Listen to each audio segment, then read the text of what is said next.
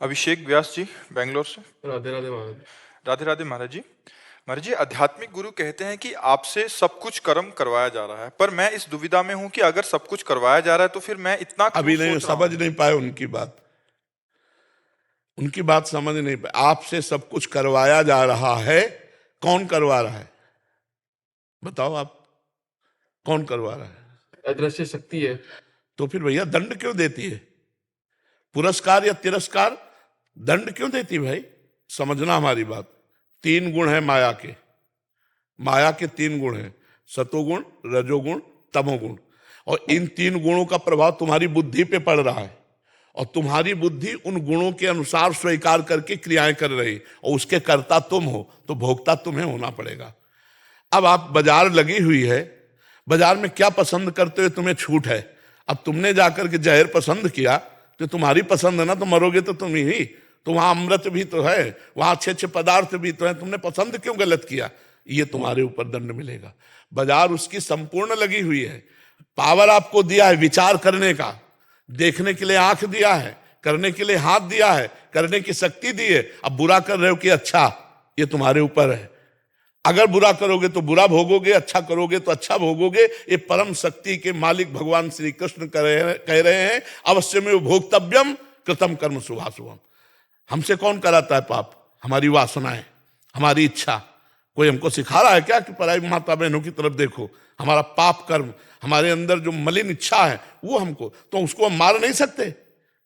अगर नहीं मार सकते हो तो तुम्हें पीटने के लिए फिर पुलिस बनी हुई है, और जेल बना हुआ है, और नर्क बना हुआ है, फिर भोगना पड़ेगा। जब हम अहंकार को समर्पित कर देते हैं भगवान के चरणों में, तो भगवान उसके जीवन की बागडोर ऐसे पकड़ लेते हैं जैसे अर्जुन के रथ की बागडोर पकड़। अब पूरी जिम्मेदारी अर्जुन को संभाल के चलाना भगवान की है, क्योंकि बागडोर हाथ में। तो अब जब हम शरणागत हो गए, तब भगवान उसके जीवन को संभाल लेते हैं।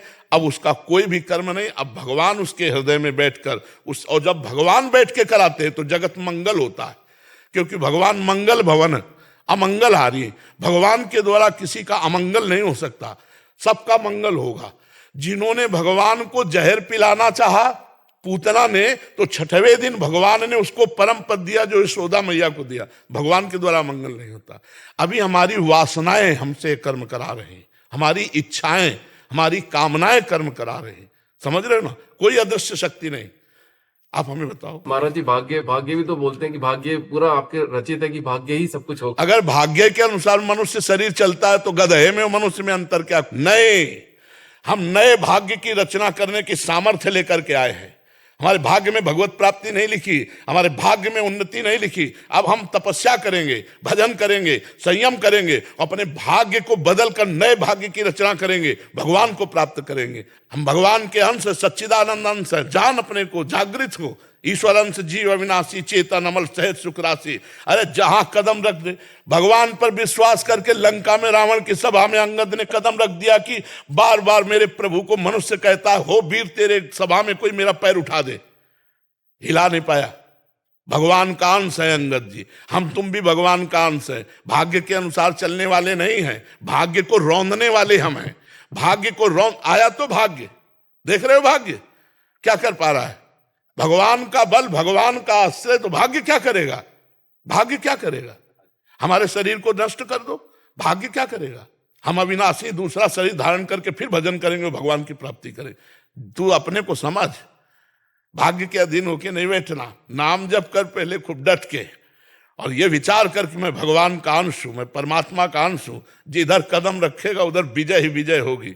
अभी अहंकार से तो हार ही हार होगी प्यारे, क्योंकि जिधर भी तुम अहंकार करके जाओगे उधर माया तुम्हें परास्त करेगी। और भगवान का बल लेकर के नाम जप करते हुए कैसे लंका में प्रवेश हो रहे हैं हनुमान जी महाराज?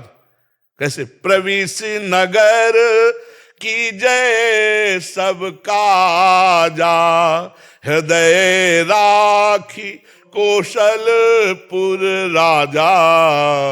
हृदय में प्रभु को, अब जाओ, जो करोगे वो सब आनंदमय होगा। और जब प्रभु का काज करोगे ना, तो मुख प्रसन्न तन तेज विराजा, कीन्हे श्री राम चंद्र कर काजा। अभी वासनाओं के कार्य कर रहे हो, और जब उपासना का कार्य करोगे भगवत भाव से तो विजय ही विजय, आनंद ही आनंद रहेगा। मान लो मेरी बात, समझ में आ रही? हाँ, अभी उस स्थिति में पहुंचना बहुत कठिन है जहां हो रहा है। जैसे इनके शरीर से कर्म हो रहा है, मुझे क्या मतलब, ऐसे इस शरीर से कर्म हो रहा है, मुझे क्या मतलब।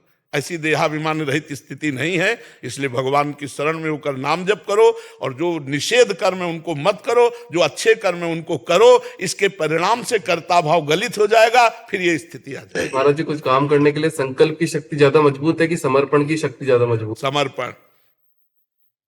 समर्पण।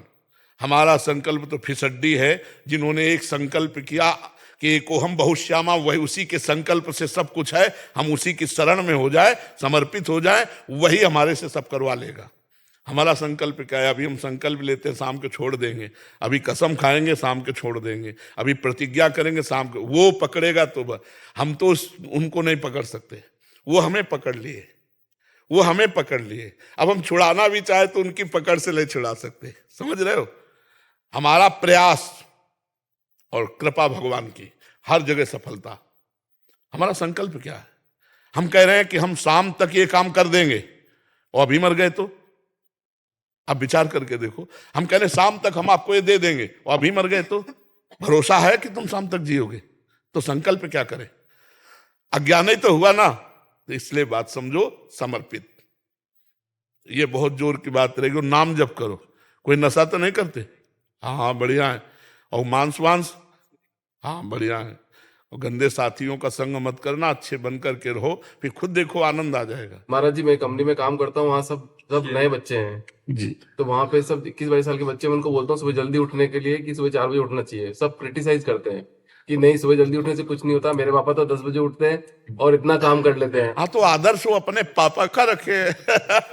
वो किसी संत महात्मा या शास्त्र का आदर्श थोड़ी रखे, आदर्श तो पापा का रखे।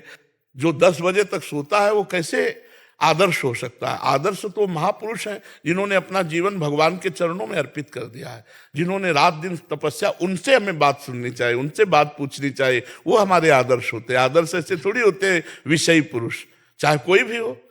जब तक भगवान का विरोध नहीं किया हिरण्यकश्यप ने, तब तक पिताश्री कहते थे प्रहलाद जी, और जिस दिन विरोध किया उसी दिन दैत्यराज कहकर बात किया, दैत्यराज कह के। फिर पिताश्री ने, फिर वो हमारा पिता नहीं है। जाके प्रिय राम वैदेही तजिए ताहि कोटि बैरी सम जद्यप परम सनेही। तजेव पिता प्रहलाद विभीषण बंधु भरत महतारी, गुरु बल तजेव कंत ब्रज बनितन भे मुद मंगलकारी। आदर्श महापुरुषों को मानना चाहिए।